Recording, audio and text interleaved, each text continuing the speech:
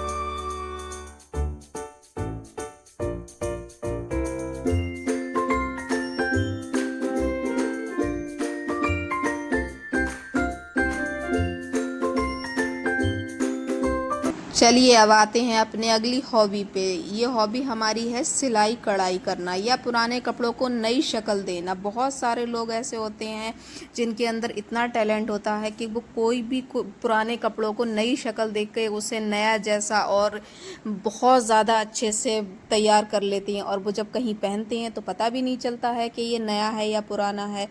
तो हम कोशिश करें कि हम अपने कपड़ों को जो है वो नए तरीके से बदलें। बहुत सारे कपड़े ऐसे होते हैं जो शादियों के होते हैं, सालों साल बस ऐसे ही रखे रहते हैं, उनको एक नई शक्ल दें जिससे वो पहनने के काबिल बने। बहुत सारी औरतें ऐसी होती हैं जो कढ़ाई जानती हैं, सिलाई जानती हैं, वो प्यारी प्यारी अपनी बेडशीट वगैरह पे कढ़ाई कर सकती हैं, प्लेन कपड़े पे कढ़ाई करके बहुत ज़्यादा अच्छा सा लुक दे सकती हैं, जिससे वो पहनने में भी बहुत ज़्यादा खूबसूरत लगे। और ये हॉबी जो है ना आपकी, ये एक ऐसी हॉबी है जो आपकी हॉबी नहीं बल्कि ये आपको पैसे भी कमा के दे सकती है। अगली हॉबी है अपने लिए दिन में 10 मिनट ज़रूर निकालें, अच्छा सा चाय का कप बनाएं और अकेले बैठकर उस चाय के कप को एंजॉय करें। क्या आपने चाय के कप को एंजॉय किया? मैं ये एंजॉयमेंट दिन में एक बार ज़रूर करती हूँ, सुबह के वक्त, कभी शाम के वक्त। यकीन करें इतना सुकून मिलता है कि बस सारी थकान, सारी उलझन, सारी परेशानी सब दूर हो जाती है। कोशिश करा करें कि अपने लिए 10 मिनट ज़रूर निकालें। काम का क्या है, काम तो ज़िंदगी भर का है। बस अपने लिए 10 मिनट निकाल के चाय पिएं, उस चाय को बहुत अच्छे तरीके से एंजॉय करें। आप लोग मेरी वीडियो कहाँ से देखते हैं आप लोग प्लीज़ मुझे कमेंट करके बताना, लाइक करना, शेयर करना। मिलते हैं कल, अल्लाह हाफ़िज़।